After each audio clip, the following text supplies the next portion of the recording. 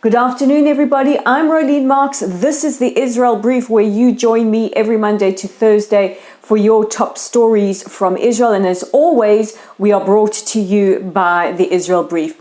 Now, I know many of you will be leaving this weekend for Christmas holidays. If you are traveling, please travel safely, and we hope to get to your destination safe and sound and have a wonderful Christmas. But of course, I'll touch base with you guys next week. So let's get into those top stories as I give you updates on Israel's war with Hamas. We begin with news that Hamas has rejected a potential truce which would see a cessation of fighting for at least 7 days and a release of 40 hostages. Hamas have said absolutely not. They will only release hostages once the war has stopped. Israel, in response, has said that's not going to happen. Israel has reiterated our goal of ensuring the release of the hostages. 129 people still remain hostage in the Gaza Strip, and the eradication of the terror group Hamas. In response to that, Hamas has fired a significant amount of long-range rockets, including towards Tel Aviv, the Shfela region where I am, which is the center of Israel, and more north to the Sharon region, which includes towns and cities like Herzliya, Kfar Saba, and Ra'anana. And those barrages of some 30 rockets sent 5 million Israelis into their shelters.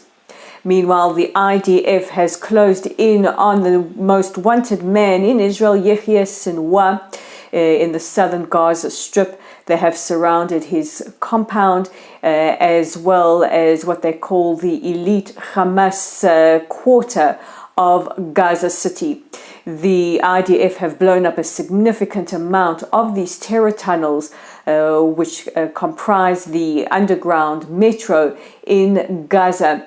Now, what many people don't actually know is that those tunnels are built by children in the Gaza Strip. Yes, Hamas commits the ultimate act of child abuse, not just indoctrinating their children to hate and to murder Jews and to become shaheeds or martyrs, but they also use them to dig those tunnels. An untold amount of children have died as a result of having to build those tunnels.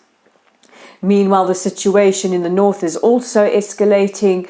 Hezbollah fired anti-tank missiles towards the north of Israel, hitting the town of Avivim, injuring 2 civilians. Hezbollah have claimed responsibility for that. Israel's government spokesperson Eylon Levy said last night that Hezbollah is dragging Israel into a war we do not want, and appealed to the United Nations to enact their mandate or their resolution 1701. Israel wants Hezbollah to retreat some 6 kilometers away from the border and go more north of the Litani River.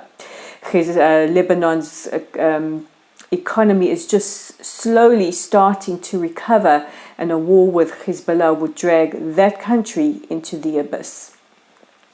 Now, next, I want to tell you a story of what can only be described as superhuman strength, and I'm going to try and keep my emotions in check as I tell, as I relate the story to you.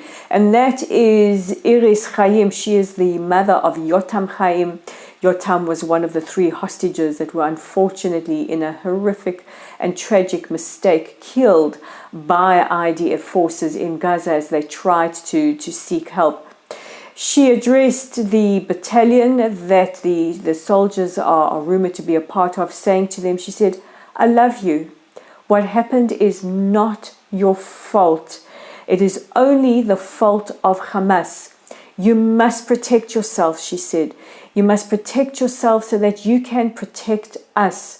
She says, "You did the right thing at that moment. And none of my family, not my husband, not my other children, judge you. We love you and you are welcome in our house." We can only imagine the devastation of those families and those soldiers who will have to live with the situation for the rest of their lives. It is an incident that has really torn at the hearts of all Israelis. And all I can say is only somebody with superhuman internal strength and forgiveness is able to do something like that. She really, really is extraordinary. US Secretary of State Antony Blinken has addressed countries that are not demanding that Hamas lay down their arms. He says, why aren't you demanding that Hamas stop hiding behind their civilians, stop using them as human shields, and demand that Hamas lay down their arms? If Hamas laid down their arms and surrendered, this war could have ended over a month ago. He says, why do you only make demands of the victim but make no demands of the attacker? And we could not agree more with Secretary of State Blinken's assessment. And finally, the family of released hostage Raz Hami, who was held in custody by Hamas terrorists for 57 days in Gaza, are suing the International Committee of the Red Cross.